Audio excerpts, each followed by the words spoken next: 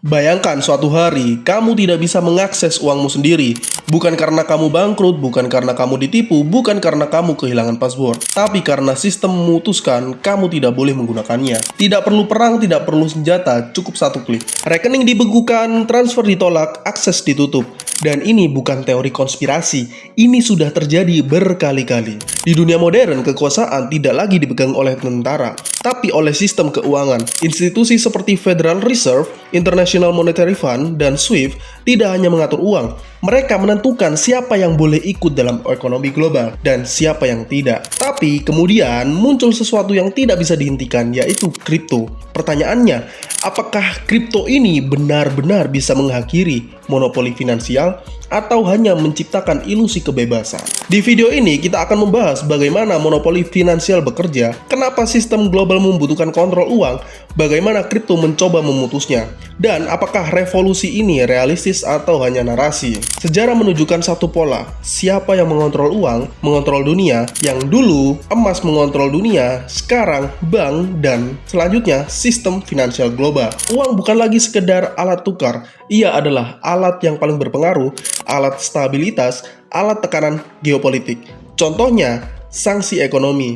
Negara tidak perlu menyerang secara militer, cukup putuskan akses ke SWIFT, bekukan aset luar negeri, dan batasi transaksi internasional. Dalam hitungan hari, ekonomi bisa lumpuh. Inilah bentuk monopoli modern, kontrol tanpa kekerasan. Hari ini, hampir semua transaksi global melewati sistem yang sama. Bank lokal ke bank koresponden, ke SWIFT, dan ke bank tujuan. Yang artinya, tidak ada uang yang benar-benar bebas. Semua melewati gerbang, dan gerbang ini bisa ditutup kapan saja. Sistem ini memang menciptakan stabilitas, tapi juga menciptakan ketergantungan global.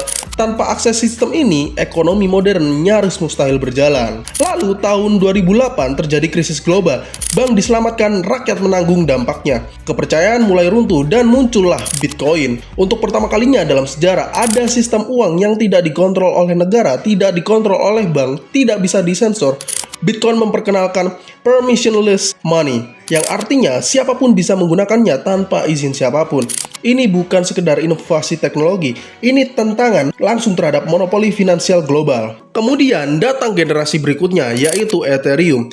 Kripto berkembang dari uang ke infrastruktur. Sekarang kita punya DeFi, bank tanpa bank, NFT, aset tanpa kustodian, DAO, organisasi tanpa otoritas pusat. Kamu bisa meminjam tanpa bank, trading tanpa broker, dan menyimpan aset tanpa kustodian.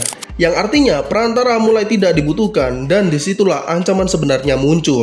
Jika kripto benar-benar matang, beberapa hal bisa berubah. Negara kehilangan kontrol arus modal, sanksi finansial menjadi kurang efektif, bank kehilangan dominasi perantara.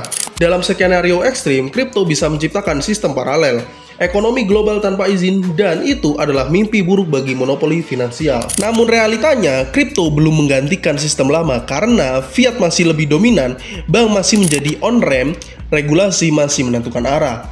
Bahkan stablecoin masih bergantung pada bank, exchange masih bergantung pada izin, institusi masih menguasai likuiditas. Kripto belum menggantikan sistem, dan ia masih hidup berdampingan dengannya. Kripto mungkin tidak akan mengakhiri monopoli finansial sepenuhnya, tapi ia telah menciptakan pesaing pertama dalam sejarah. Dan untuk pertama kalinya, kontrol uang tidak lagi absolut.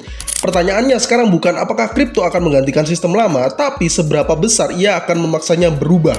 Menurut kamu, apakah kripto adalah alat kebebasan atau hanya sistem baru dengan pemain baru?